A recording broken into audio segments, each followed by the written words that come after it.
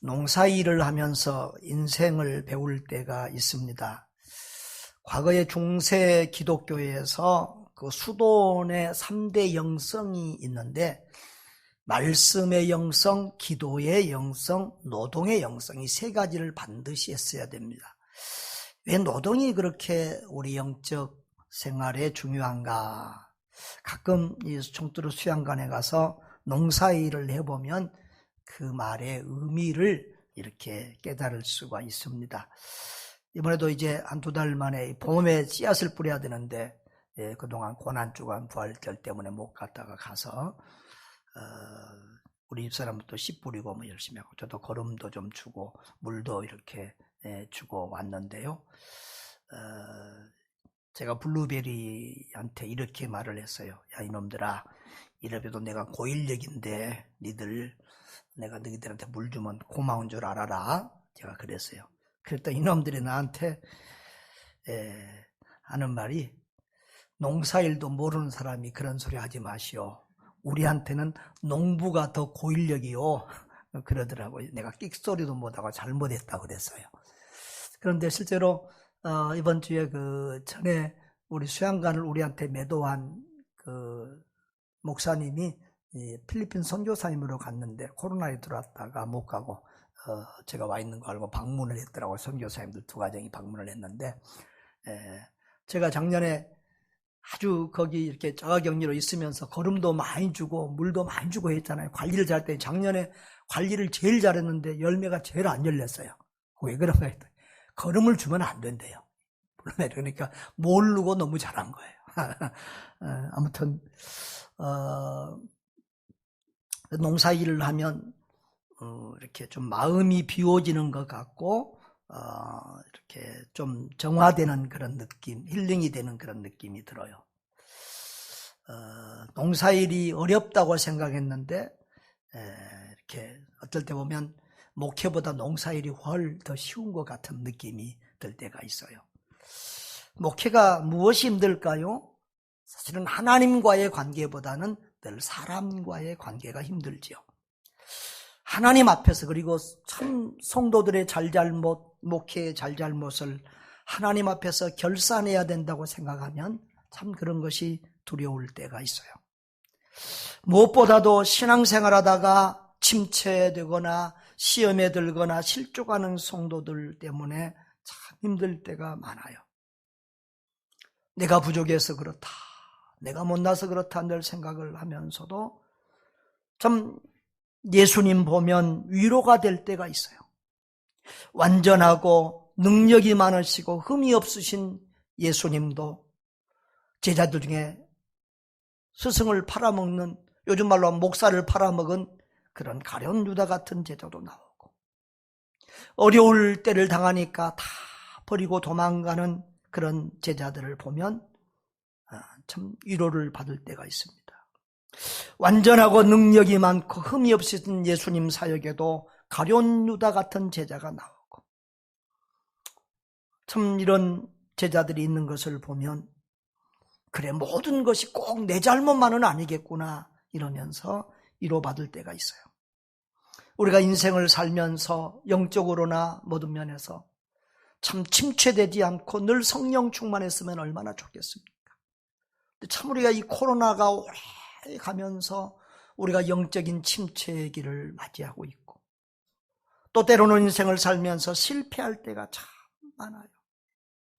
그런데 책에 그런 책이 있죠. 흔들리지 않고 피는 꽃이 어디 있으랴. 흔들리지 않고 피는 꽃은 없다는 거예요. 실패하지 않은 인생은 없다는 거예요. 우리는 실패를 통해서 또 배우기도 하고 성장하기도 하는 줄 믿습니다. 우리 어린아이들도 걸음마를 배우려면 1000번을 넘어져야 이렇게 걸음마를 배운다잖아요. 그래서 옛날 어른들도 실패는 성공의 어머니다 그런 말도 했습니다. 그런데 인생을 살아보면 어떤 이들은 실패를 통해서 배우고 다시 일어나는가 하면, 어떤 이들은 그 실패 속에서 아주 넘어져서 영원한 멸망에 이르는 사람이 있어요. 바로 가룟 유다는 예수님을 팔고 잘못해서 뉘우쳤기는 했지만 그는 회개하여 죽게 돌아오지 못하고 자살해서 죽고 마는 것을 봅니다. 그런데 똑같이 죄를 범했지만 예수님을 3번 부인한 베드로는 회개하고 돌이켜서 역사에 남는 하나님 나라의 위대한 인물이 됩니다. 왜 같이 실수하고 죄를 범했는데 이렇게 두 사람의 경우는 정반대로 나타날까? 우리는 어떻게 영적 침체와 실패를 이기고 다시 회복될 수 있을까? 이런 문제들을 오늘 한번 같이 살펴보기를 원합니다. 자, 먼저 우리 실패의 원인들을 봅니다. 여러분, 비교의식이나 교만이 실패의 원인이 됩니다. 우리가 왜 인생에서 실패하느냐? 남들과 비교하고 또 우리가 교만해서 넘어지고 실패할 때가 많습니다. 사실 예수님의 제자 공동체는 제자들은 3년이나 예수님과 함께 하면서 가장 좋은 말씀을 듣고 가장 능력 있는 분의 이런 기적이나 능력이나 이런 것들을 보고 체험하고 살았습니다. 그런데도 그들은 세상 때가 빠지지 않았고 제자들의 경쟁심은 굉장히 심했습니다. 특별히 앞선 그룹, 여러분 지난주에도 설교했지만 제가 제자들이 12명만 있는 게 아니라 70인 제자도 있고 여자 제자들도 있고 또 12제자가 이제 우리가 보편적으로 알고 있고 12제자 중에서도 3명은 이렇게 많은 사람을 데리고 갈 수 없는 장소에 특별한 경우에는 베드로, 야고보, 요한 3명만 예수님이 데리고 다닐 때가 많았습니다. 그래서 누가 뭐라 해도 베드로, 야고보, 요한은 앞선 선두주자, 제자 중에 제자, 핵심 제자였습니다. 그런데 이 앞선 그룹에서 더 많은 그런 경쟁과 시기와 질투가 있었던 것 같습니다. 지금 오늘 본문의 말씀 또 이렇게 앞에 부분들을 보면은요, 예수님이 3번이나 예루살렘에 올라가면 고난을 당하고 죽임을 당하고 그리고 3일 만에 다시 부활해야 될 것을 말씀하셨습니다.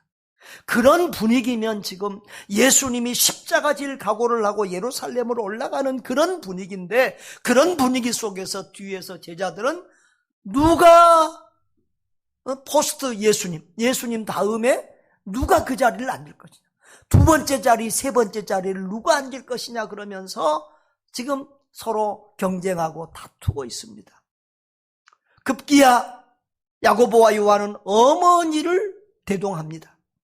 그 어머니 이름이 누구지요? 지난주에 우리 부활의 현장에 3명 이름이 있었죠. 막달라 마리아, 요셉의 어머니 마리아, 그리고 살로메가 있었다고 그랬어요. 이 살로메는 바로 야고보와 요한의 어머니. 그러니까 육체적인 인척관계로 하면 예수님과 사촌 형제지간이 되는 사람들이에요. 그러니까 예수님의 이모라는 거죠. 이모가 와서 이제 가서 나라를 회복하고 정권을 잡으면 우리 아들들을 주님의 오른팔 왼팔 자리에 앉혀달라고 이렇게 로비, 청원, 치맛바람을 일으킨 겁니다. 그때 베드로와 제자들은 아주 분노했습니다. 왜? 그들도 다 그 자리를 노리고 있었기 때문입니다. 그래서 지금 예수님은 십자가지로 올라가는데 뒤에서 제자들은 서로 자리 싸움을 하면서 살벌한 분위기를 연출하고 있었습니다.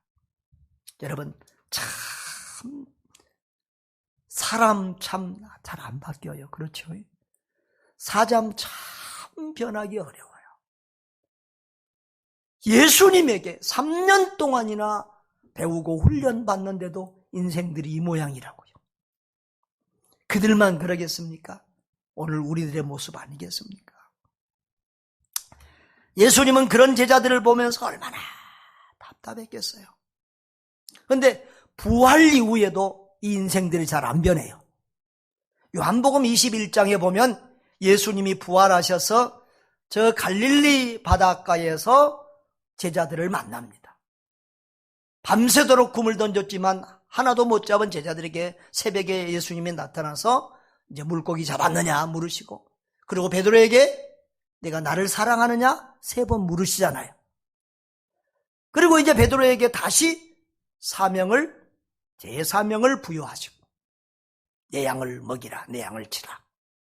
그리고 이제 베드로가 어떠한 죽음으로 하나님께 영광 돌릴 것을, 다시 말하면 이제 순교하게 될 것을 넌지시 알려줍니다. 그런데 베드로는 그때 그 말을 듣자마자 요한을 가리키면서 저 사람은 어떻게 됩니까? 그렇게 물어봅니다.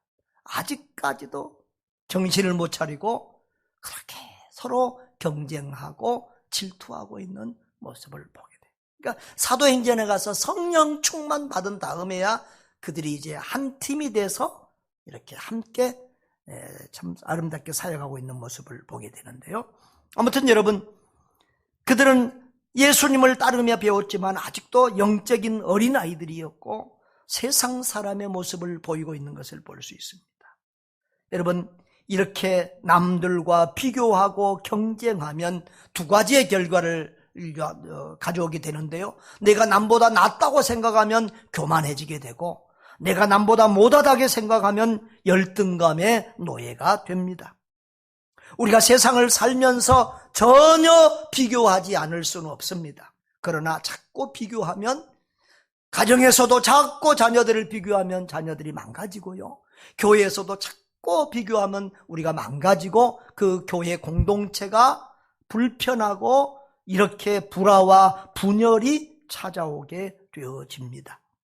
우리는 가능하면 서로 비교하지 않기를 바랍니다. 자, 그리고 우리 베드로가 얼마나 자만하고 교만했던가를 볼 수 있습니다. 특히 베드로는 다른 사람보다 이 자만심이 넘쳤습니다.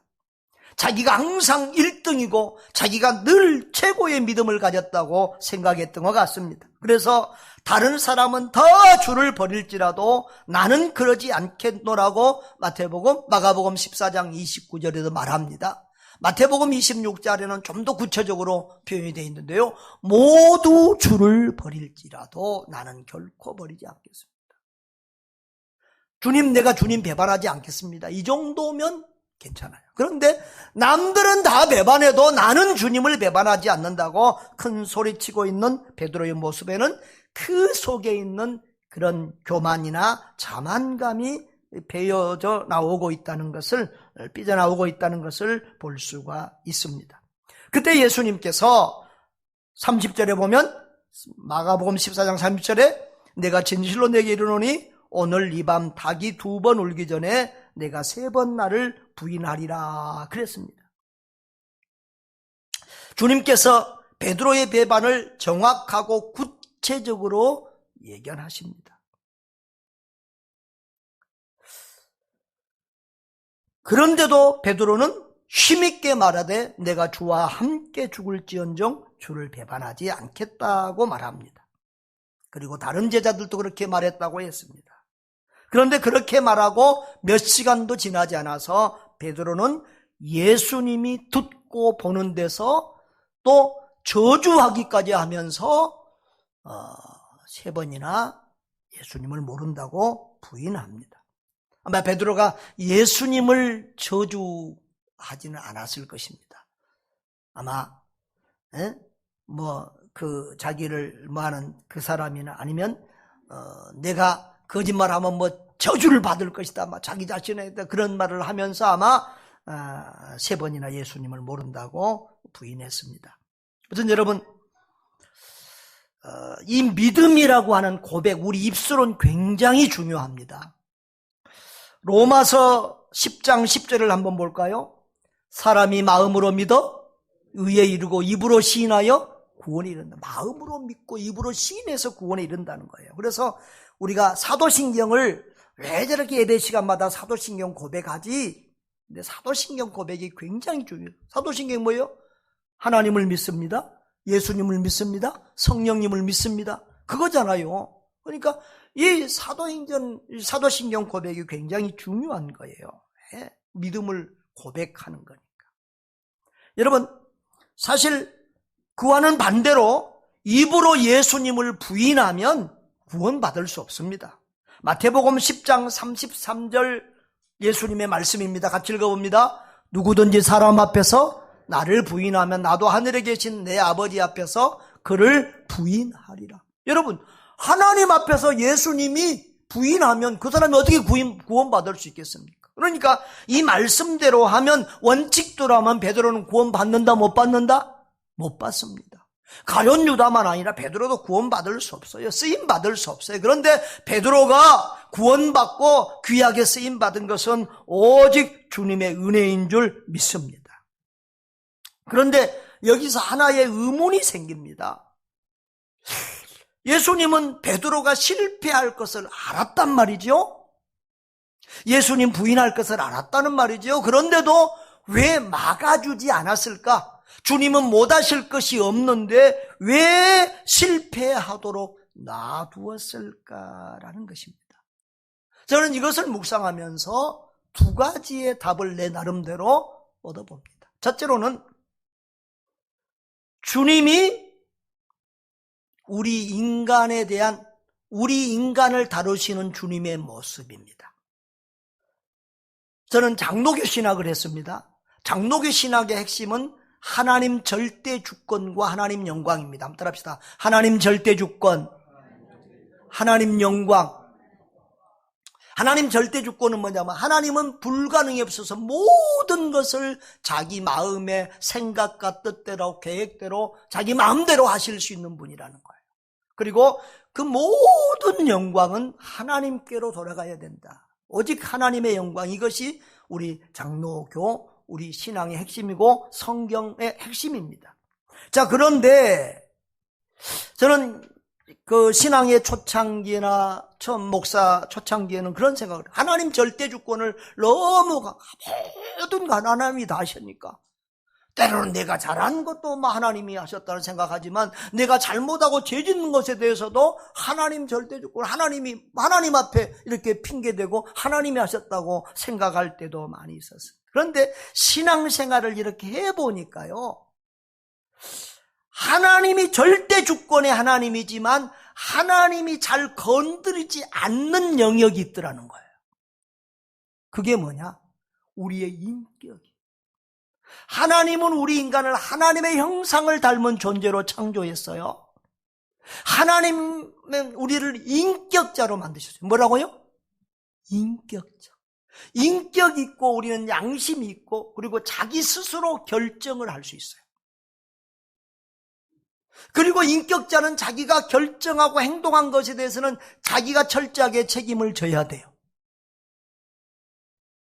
하나님은 이 영역을 잘 안 건드리세요. 하나님은 절대 우리를 기계로 이렇게 무슨 물건으로 취급하지 않아요. 우리에게 자기 스스로 생각하고 결정할 수 있는 그런 인격을 주시고 그것을 철저하게 존중해 주세요. 우리는 에덴 동산을 말하면서 아담과 하와가 왜 선악과 따먹을 거 주님 하나님은 아실 텐데 왜 그거 안 막아주셨느냐고 불평할 때가 많아요. 그런데 하나님은 아담과 하와를 기계로만, 생각 없는 기계로 만들기보다는 아담과 하와가 스스로 결정하고 판단할 수 있도록 철저하게 그것을 인간의 인격을 철저하게 존중해 준다는 거예요. 이것을 성경 속에서, 우리 신앙생활 속에서는 강하게 깨닫게 돼요. 그래서 베드로가 실패하더라도 끝까지 베드로의 인격을 믿고 존경하는 거예요. 또 한 가지는, 이제 두 번째는 깨어지는 것도, 실패도 하나님의 은혜라는 거예요. 지금 이 베드로와 제자들이 깨어지지 않고는, 낮아지지 않고는, 겸손해지지 않고는 주의 일을 할 수가 없어요. 이런 세상 사람들의 마인드, 너 밟고 내가 올라서려고 하는 기독 공동체가 뭐예요? 남을 나보다 낮게 여기고 남을 세워주고 섬기고 희생하고 하는 것이 기독교 공동체인데, 이기주의가 아니라 이타주의가 나는 죽고 너는 살아라. 이게 기독교 공동체 예수님의 정신이고 예수의 삶인데, 지금 제자들은 너를 밟고 내가 올라서겠다는 이런 세상 마인드로 주님을 따르고 있다는 거예요. 이게 깨어지지 않으면, 이게 변화되지 않으면 절대 그들은 교회다운 교회, 제자다운 제자가 될 수 없다는 거예요. 주님은 이것이 깨어지지 않고는 안 된다는 것을 알기에 그들이 실패를 통해서라도 베드로와 제자들이 깨어지기를 바란 줄 믿습니다. 그래서 이 실패가 베드로에게는 너무 아픈 실패인데, 사실 베드로의 인생에서 지워버리고 싶은 그런 사건인데, 베드로의 일생 동안 누르는 가장 큰 고통, 부끄러움, 수치, 참 자기 입을 찢어버리고 싶을 정도로 괴로운 사건이 바로 예수님을 모른다고 부인했던 그 사건. 주님이 듣고 보는 앞에서 그 일을 했던 자기의 모습이 너무너무 부끄러운데, 그러나 주님은 그런 실패와 고통을 통해서도 베드로가 깨어지고 제자들이 변화되기를 간절히 바랬던 것입니다. 할렐루야. 모든 것을 합력하여 선을 이루시는 주님의 사랑을 봅니다. 여러분, 인생을 살아보면 인생이 자기 마음대로 되는 것이 하나도 없음을 알 수 있습니다. 하나님께서 허락하지 않으면 하늘의 새 한 마리도 떨어지지 않고 꽃 한 송이도 피지 않습니다. 인간은 절대 이 베드로처럼 자기 마음대로 큰 소리치면서 장담하면서 살 수 없는 존재입니다. 그러므로 자기를 믿고 자만하는 사람만큼 교만하고 어리석은 사람은 없습니다. 비교의식은 자신을 망치고 공동체를 힘들게 합니다. 행복하지 않게 해요. 우리는 늘 나와 다른 사람을 비교하고 우리 교회와 다른 교회를 비교하면서 힘들어할 때가 있습니다. 우리 친구 최식 목사님이 부천에서 오랫동안 목회를 하면서 너무너무 어려웠는데 하나님의 은혜를 주셔서 저 남양주 다산동 그 높은 아파트 숲속에 예배당을 건축하게 했습니다. 제가 수많은 예배당을 지으면 가서 봤어도 최 목사님 그 예배당만큼 부러운 예배당이 없었어요. 왜냐하면 아파트 단지에 있고 뭐 학교 옆에 있는 것도 있지만 더 좋은 것은 2만 평의 공원이 있는데 그것이 교회하고 맞대어 있어서 그 공원이 정원이 마치 교회의 정원 같아요. 너무 좋았어요. 참 부러운 마음도 있었어요. 우리 성도들, 장로님, 우리 성도님도 가보고 너무 부러워한 그런 모습을 볼 수 있었어요. 그런데 내 스스로 또 우리 자신을 돌아봤어요. 우리 최 목사님은 좋은 건물은 지었지만 수십억의 빚을 지고 은퇴할 때까지 아마 빚 갚다가 갈 것 같아요. 선교 구제 참 쉽지 않을 것 같아요. 그런데 우리는 초라한 예배당에서 엘리베이터도 없는 이 불편한 예배당에서 살고 있지만 우리는 주님이 가장 기뻐하시는 선교와 구제와 전도의 일을 할 수 있으니까 참 우리가 더 행복하다 그런 생각을 했어요. 건물이 밥 먹여주냐? 사람이 중요하지 그런 생각을 했어요. 저는 크고 아름답고 편리한 예배당보다도 우리 교회가 훨씬 자랑스럽고 행복합니다. 우리 성도들이 참 귀하고 자랑스럽습니다. 이번에 우리 교단 신문에서 우리 교회를 취재한 내용을 우리 교회 밴드에다 올려놨습니다만 그 기자 왔을 때도 그랬어요. 참 저는 우리 교인들이 너무 좋고 자랑스럽다. 목사보다도 우리 교인들이 더 훌륭하다. 우리 장로님들이 훌륭하고. 그렇습니다. 우리는 비교의식을 버리고 창조신앙으로 우리를 무장해야 될 줄 믿습니다. 여러분, 목사들이 다 같은 목사지만 다 같은 성도 같지만 하나님이 우리 각자에게 주시는 은사와 또 기질이 다릅니다. 그 은사와 기질과 각자에게 주신 사명을 따라서 주님이 원하시는 길을 가면 되는 것입니다. 뭐 성공 실패 잘하고 못하고 뭐 큰 교회 작은 교회 큰 목사 작은 목사가 없어요. 하나님이 맡겨주신 자리에서 최선을 다하면 그것이 성공이고 그것이 주님 보시기에 아름다운 것인 줄 믿습니다.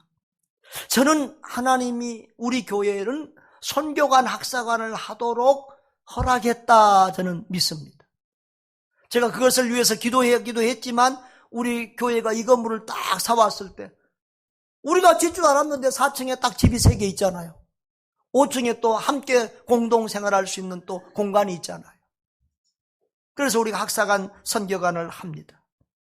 힘들 때도 있지만 참 감사함으로 기쁨으로 이렇게 감당하고 있습니다. 또 우리 선교사님들이 와 계시면 한 사람 한 사람이 다 내 선생님 스승님들이에요. 한 사람 한 사람마다 너무 귀하고 제가 참 배울 바가 있어요. 여러분, 지금 우리는 자꾸 부족하지만 그래도 선교와 구조로 다른 교회에 도전을 주면서 선한 영향력을 끼쳐가고 있습니다. 그러므로 우리는 늘 주여 내가 저 사람도 함께 해주십시오. 왜 저 사람은 저렇고 나는 이렇습니다. 그렇게 기도하지 말고 주여 나를 나답게 하옵소서. 우리 교회를 교회답게 하옵소서. 주님이 원하시는 나, 주님이 원하시는 우리 교회가 되게 하옵소서. 그렇게 기도하는 저와 여러분 되시기를 바랍니다. 한번 따라합시다. 주님이 원하시는 나, 주님이 원하시는 우리 교회가 되게 하옵소서. 그 다음에 말씀을 소홀히 한 것이 실패의 원인이었습니다. 마가복음 14장 30절에 보면은 예수님이 오늘 이 밤 닭이 2번 울기 전에 내가 3번 나를 부인하리라 그랬어요. 여러분, 우리가 사복음 예수님의 행적을 기록한 사복음서가 있습니다. 그런데 그 중에서 마가복음이 가장 짧고 간결합니다. 또 마태복음하고 마가복음하고는 이 내용이 겹치는 내용이 90% 가까이 됩니다. 그래서 사람들은 이 마가복음을 좀 무시하고 소홀히 하는 경향이 있습니다. 그러나 마가복음은 복음서 중에서 가장 먼저 기록됐다는 것을 아셔야 되고요. 또 한 가지는 마가복음을 보면은 베드로를 생각해야 됩니다. 오늘 베드로가 예수님을 3번 부인한 이 장면의 장소와 행동 하나하나는 다른 어떤 복음서보다도 더 구체적으로 기록이 됐어요. 그러니까 이 2번 울기 전에 3번 부인하리라는 말은 이 마가복음에만 있어요. 그리고 뭐 앞들, 뭐 아랫들, 뭐 이런 것들도 마가복음에만 있어요. 자, 여러분, 마태나 요한은 처음부터 예수님 따라다니던 제자였잖아요. 그런데 마가는 상당히 늦게 예수님을 따랐어요. 이 마가복음에 보면은 예수님이 겟세마네 동산에서 잡힐 때에 청년 하나가 이 잡으니까 자기 옷을 벗어 던지고 알몸으로 도망갔다고 했는데 이제 학자들은 그 사람이 마가일 거라고 생각을 합니다. 하여튼 마가는 늦게 했기 때문에 예수님의 초창기 사역을 모르는데 이게 마가복음에 다 이렇게 기록했다는 것은 베드로를 통해서 배운 것이다 이렇게 보면 되겠어요. 그러니까 베드로가 로마에서 순교했는데 순교하기 전에 로마에서 마가가 베드로의 통역자 역할과 베드로를 돕는 조력자 역할을 했어요. 그래서 바울이 디모데에게 내 아들아 한 것처럼 베드로는 마가를 내 아들 마가라고 했어요. 그래서 이 마가복음은 베드로의 복음이다 이렇게 볼 수 있을 만큼 그런 내용. 네, 이 베드로는 이렇게 예수님이 구체적으로 내가 오늘 닭이 2번 울기 전에 나를 3번 부인할 것이다. 여러분, 닭 울음이 2번째가 아니라 저는 옛날에는 2번째 한 번 울고 조금 있다 또 한 번 울고 그 다음에 부인했다 이런 생각인데 아니에요. 그러니까 꼭 끼워 하는데 꼭 끼워 꼭 나도 이 닭인데 이 닭이 연속 2번 울었다 이 말이죠. 그러고 나서 이제 베드로가 그때까지 3번 이제 부인을 했는데 여러분 또 이것을 보면은 이 본문을 보면 30절을 보면 예수님이 그랬어요. 내가 진실로 내게 이르노니. 예수님은 진실이라는 표현을 알아도 예수님 말은 다 진실이에요. 진리예요. 그렇죠? 그런데 예수님이 뭔가 강조하실 때는 진실로라는 말씀을 하세요. 진실로 또 진실로 두 번씩 이렇게 강조하고 여기도 보면 진실로 내게 이르노니 이렇게 주님이 강조하고 있어요. 그런데 여러분 베드로는 지금까지 예수님하고 몇 년 동안이나 살았잖아요. 예수님이 말씀하시면 말씀대로 됐잖아요.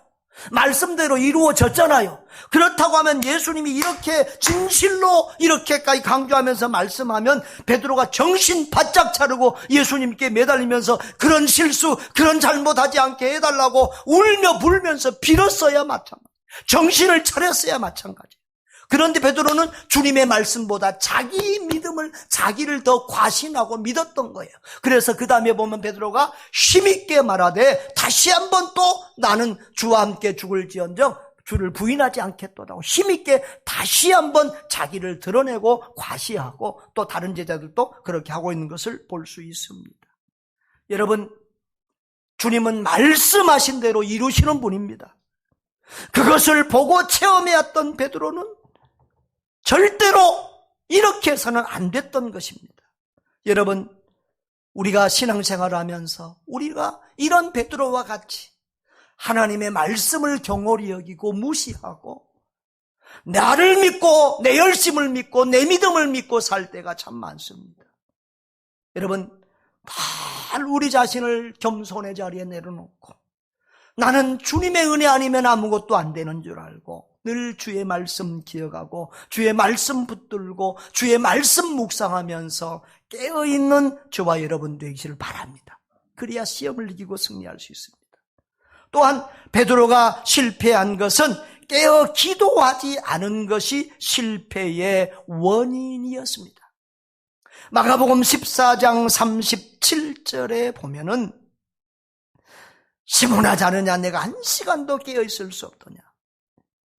38절에도 시험에 들지 않게 깨어있어 기도하라.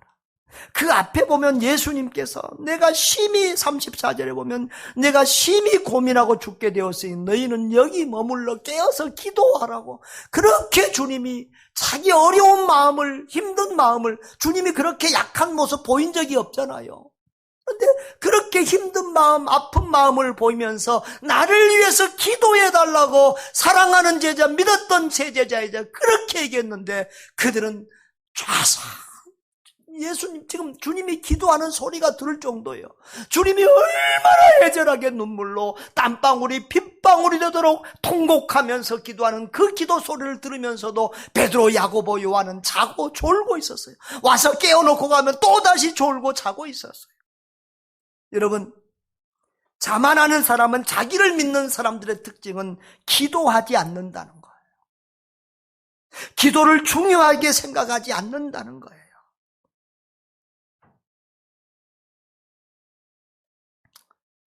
제가 목회와 신앙생활을 이렇게 수십 년 경험해 오면서 깨닫는 것은 기도 안 하면 꼭 기도 안 한 값을 나중에 치르게 되더라는 거예요.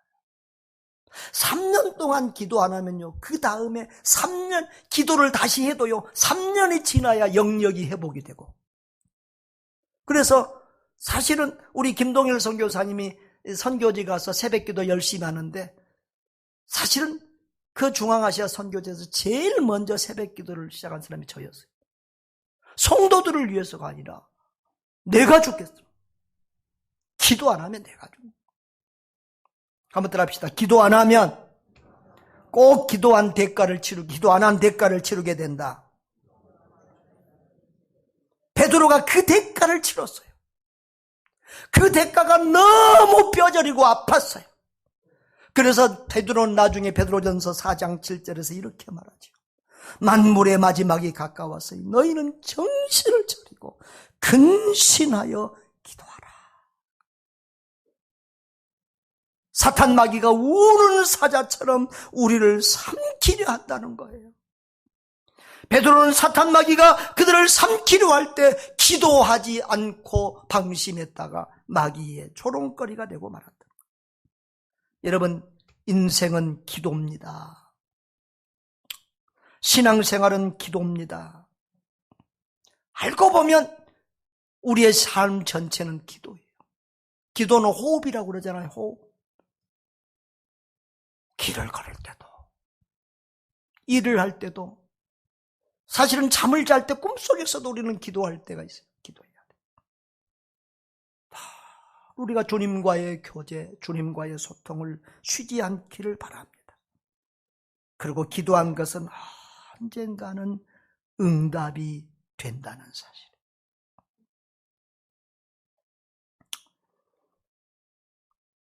그러면 어떻게 회복이 되는가? 회복의 비결에 대해서 살펴봅니다. 여러분, 가룟 유다는 자살했어요.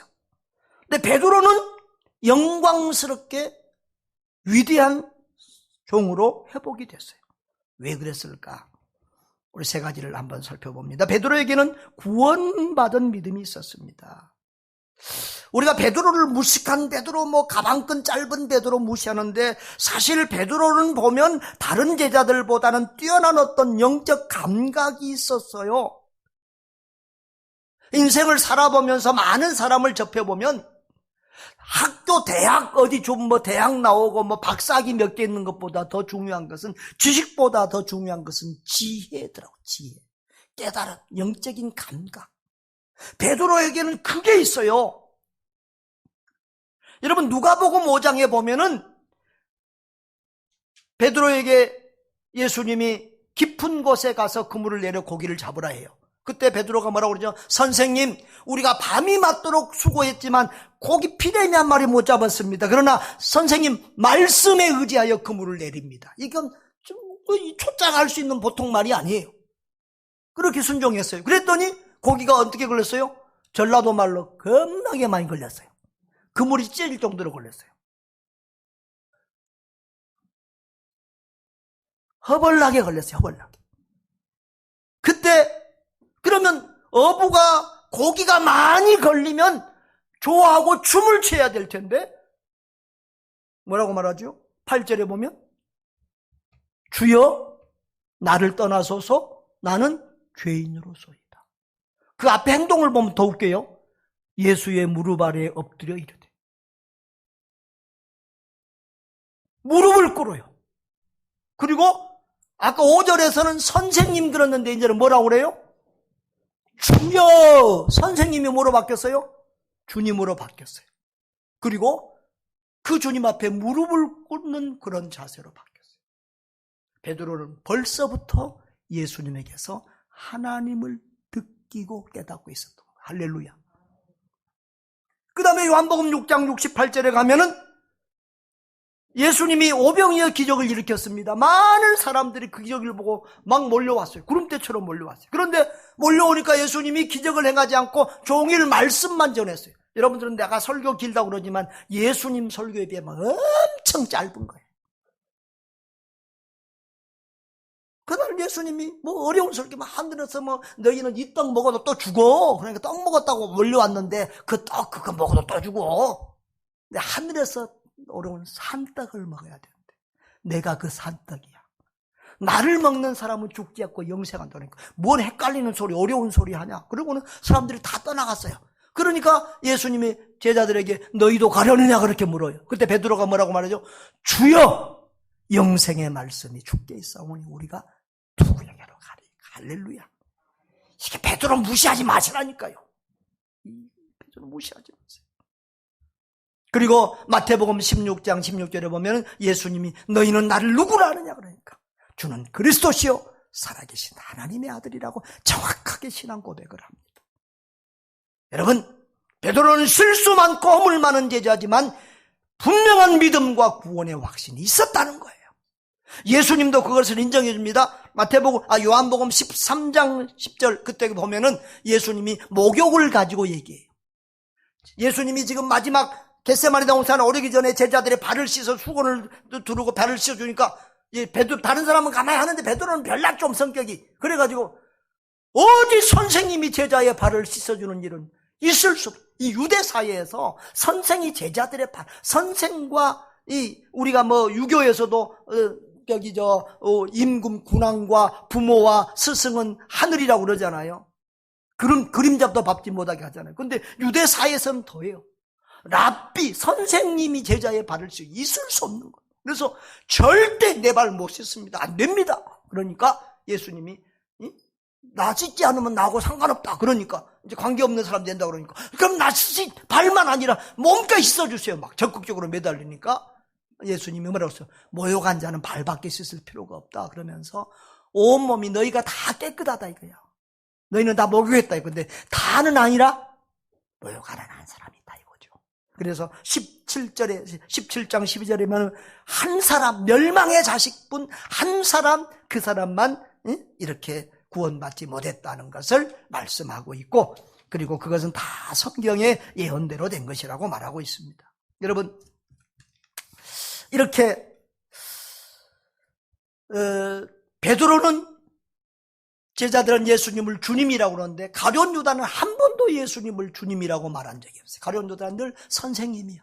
그러니까 구원받지 못한 제자였다는 것입니다.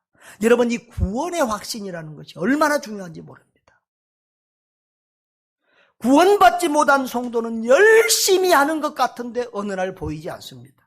여러분, 신앙생활하다 보면은요, 반드시 실망하는 경우가 있고 시험 드는 경우가 있습니다. 그런데 이 믿음이 없는 사람, 구원받지 못한 성도는 그때 교회를 떠나가고 맙니다.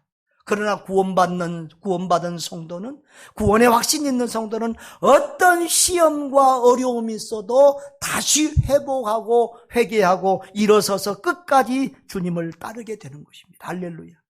그래서 이 믿음이, 구원받은 믿음이 이렇게 중요한 것입니다. 여러분, 이 시간에 저를 따라서 선교사님들도 있고 다 있지만 또 우리 초신달도 있고 따라서 한번 기도합니다. 하나님 아버지, 나는 죄인입니다. 나를 위하여 예수님께서 십자가를 지시고 죽으시고 부활하신 것을 믿습니다. 나는 예수님을 나의 구주, 나의 하나님으로 영접합니다. 나를 하나님의 자녀 삼아주시고 천국까지 인도하여 주옵소서. 예수님의 이름으로 기도합니다. 여러분, 구원은 뭘로 받습니까? 의로움으로, 남보다 깨끗해서 받는 게 아닙니다. 믿음으로 받는 것이고 하나님의 자녀가 됐기 때문에 하나님의 집에 들어가는 거예요. 요한복음 1장 12절을 보십시오. 영접하는 자, 곧 그 이름을 믿는 자들에게는 하나님의 자녀가 되는 권세. 여러분들 예수님을 믿음으로 받아들였으면 하나님의 자녀가 되셨어요. 따라합시다. 나는 하나님의 자녀가 됐다. 여러분, 하나님을 아버지라고 부를 수 있습니까? 주님을 주님이라고 부를 수 있습니까? 이건 아무나 아는 사람이 아는 수 있는 게 아닙니다. 아까 가룟 유다는 주님이라고 못했자고 그랬잖아요. 거듭나지 않은 사람은, 성령 받지 않은 사람은 안 돼요, 그게. 그래서 성경에 보면 누구든지 성령으로 아니하고는 예수를 주시라고 할 수 없다고 그랬어요. 주의 이름을 부르는 자마다 구원을 받는다고 했어요. 할렐루야. 우리 자녀들이 왜 우리 집에 들어와서 합니까? 잘났으니까, 똑똑하니까, 착하니까 우리 집에 들어와서 하는 겁니까? 아닙니다. 내 아들이니까 아버지 집에서 살 권리가 있는 겁니다. 아멘. 우리가 잘나서가 아니라 하나님의 자녀이기 때문에 우리는 하나님의 집, 영원한 천국에서 살 권리가 있음을 믿으시기를 바랍니다. 이렇게 구원의 확신이 있었다. 그것이 베드로 회복의 1순위, 제일 중요한 원인이었다. 그 다음에 말씀으로 회복되고 있는 것을 볼 수 있습니다. 아까 베드로는 말씀을, 예수님이 말씀하셔도 그것을 경홀히 여기고 부인했습니다. 그런데 이제는 어떻게 됩니까? 72절을 보면은, 14장 72절을 보면은, 3번 나를 부인하리라 하심이 기억되어 그 일을 생각하고 울었더라 그랬어요. 말씀이 기억났다는 거예요. 그리고 그 말씀을 다시 묵상하고 생각했다는 거예요. 그리고 울었다 그랬어요. 울었다. 누가복음에는 아주 통곡했다고 그랬어요. 여러분, 자기에게 하신 말씀이 기억되고 생각났어요. 여러분, 말씀을 기억하고 말씀을 붙들고 말씀을 묵상해야 우리 신앙의 회복이 되는 줄 믿습니다. 여러분, 우리가 이 코로나 상황에서, 침체된 상황에서 우리를 다시 일으켜 세우는 것은 주의 말씀이에요.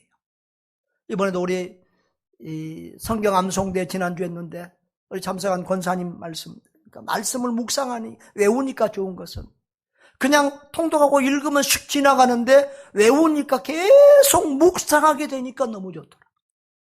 말씀을 붙들고 묵상하고 살면 우리 하나님이 그 영을 건강하게 하고 회복시켜 주실 줄 믿습니다. 그 다음에 베드로는 기도로 회복돼. 아까 우리가 실패 원인이 말씀을 가볍게 여기고 기도하지 않은 것이 실패 원인이었던 것처럼 이제 회복도 말씀을 회복할 때, 기도가 회복될 때 회복되는 줄 믿습니다. 여러분, 먼저 주님의 은혜와 중보기도 덕분에 회복되었다는 것을 우리가 알아야 됩니다. 누가복음 22장 31절 32절에 보면 예수님이 베드로에게 이렇게 말했죠. 시몬아 시몬아 보라 사탄이 너희를 밀가부르들 알고 요구하였으나 그러나 내가 너를 위하여 내 믿음이 떨어지지 않기를 기도했다 그랬어요. 자꾸 뭐 시몬 나오니까 시몬은 또 누구예요? 시몬이 베드로의 원래 이름이에요.